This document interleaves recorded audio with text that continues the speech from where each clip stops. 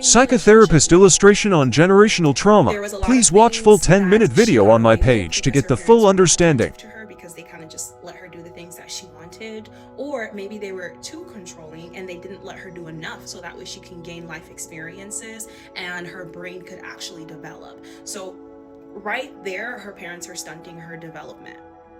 And that's number one. Now, what if, unfortunately, the parents get divorced? Number two, what if she was sexually assaulted or molested as a child? Number three, what if she witnessed a lot of violence, not just with her parents, but within her community, within her school, because maybe her mom couldn't afford to send her to a nice school and live in a nice neighborhood. So they lived in a very poor neighborhood. So access to proper education was not something that she ever fully received. Kind of a little bit kind of like him. So they actually have some things to relate on here.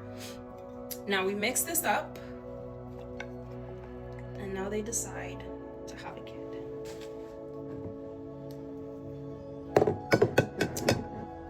Nothing has been worked through. They fight, they argue, they get into screaming matches, and they have a very unhealthy relationship. But because they love each other, they're gonna continue to make it work. And so now they decide to have a kid.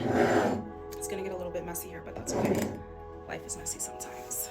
It can't be perfect. So we're gonna pour, because this is the mom.